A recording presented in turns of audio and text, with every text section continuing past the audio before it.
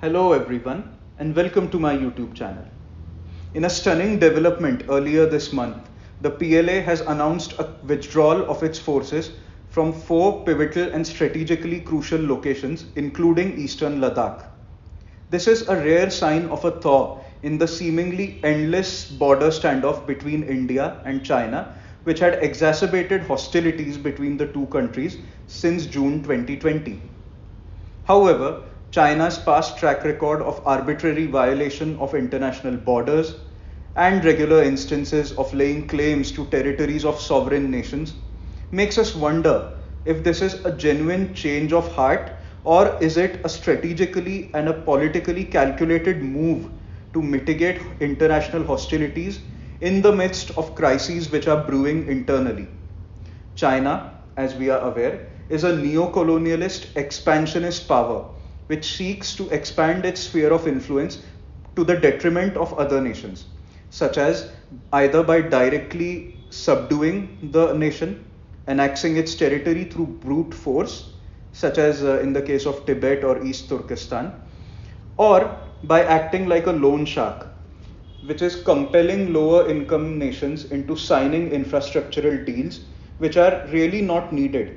I would rather call them vanity projects instead of any infrastructural deals which add value to the country.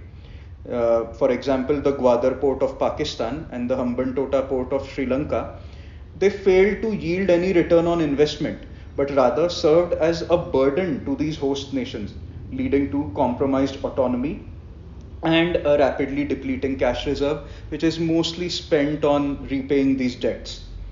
Hence, we cannot conceive the idea that this is a change of heart, but rather it is a move which is strategically sound for China just for the time being.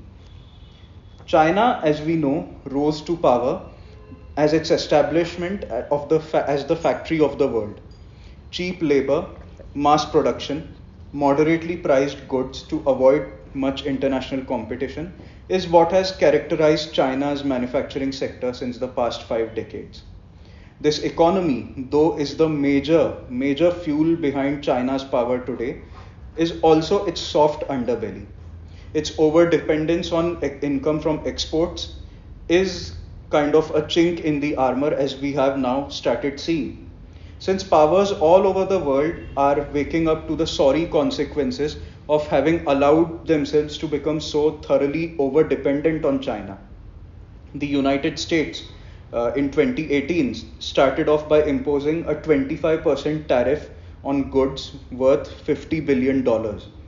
As the situation stands as of May 2024, the tariffs have been imposed on goods worth $350 billion. And the percentage obviously is 25%. The goods which are covered under these tariffs are flat screen TVs, electronic vehicles, parts of aircrafts, batteries, electronics, steel and aluminium products, solar panels, semiconductors, etc. The list is highly extensive. China has taken a major hit due to these developments, as we saw earlier in March, in June, and even as late as recent as September.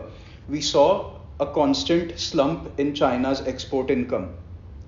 Following suit behind the USA, the EU, which had already imposed a 17% tariff on China's EVs, has now increased it to 37%.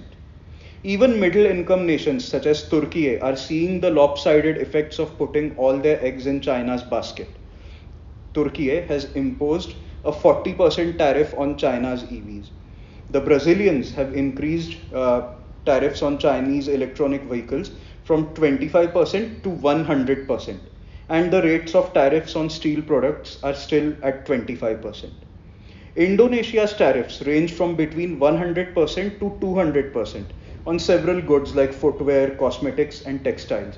Indonesia fears that these cheap Chinese products might flood the Indonesian market at such a rate that its indigenous businesses and manufacturers might be entirely subdued.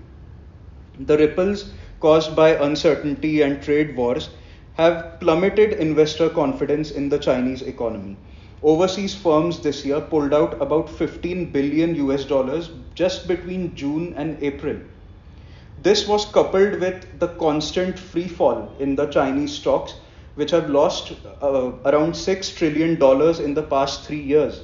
It has been a steady and systematic decline, which seems irreversible at the moment. Even domestically, there are major problems which have worsened Chinese economic woes: the local government debt crisis, the housing market decline, the collapse of the stock market, as I mentioned, and a looming banking crisis, which we will produce dedicated videos to each of these points in the coming days. And the final reason behind this withdrawal, obviously, is that China is not a military power which is to be reckoned with. Yes, Chinese weapons have been proven to be severely overestimated. When it comes to actual performance on the ground, they don't perform as well. Their soldiers or their army in general is not battle hardened. They don't have the experience of forcing an enemy to surrender, at least in the past 75 years, unlike India, which is a battle hardened army. So these are the factors which have led to this withdrawal. And China knows that hawkish and jingoistic approaches do not yield long-term benefit. They may be good to signal to their crowd locally, but in terms of numbers, the effect is always detrimental. India, even though is an adversary to China, is still vital for China to keep its economy stable, since the trade between the two countries stands anywhere between 118 to 135 billion dollars. China recently overtook the US as India's largest trading partner this past fiscal year. India, as an emerging power, is still heavily dependent on imports and continues to be one of the last profitable markets for China in the light of these tariffs being imposed from all around. Tranquility and stability on the border is something that is mutually beneficial for both nations. War, as we know in history, has been India's last resort, and India seeks settlements of disputes through arbitration and adheres to the guidelines laid down by international law. And hence, we are not really perturbed by the rise of other nations as long as it is not to the detriment of our own territorial integrity. Hence, peace is the only solution for both countries to grow as partners and as healthy competitors, not as adversaries. So, that was all for today, my friends. Thank you so much. Jai Hind.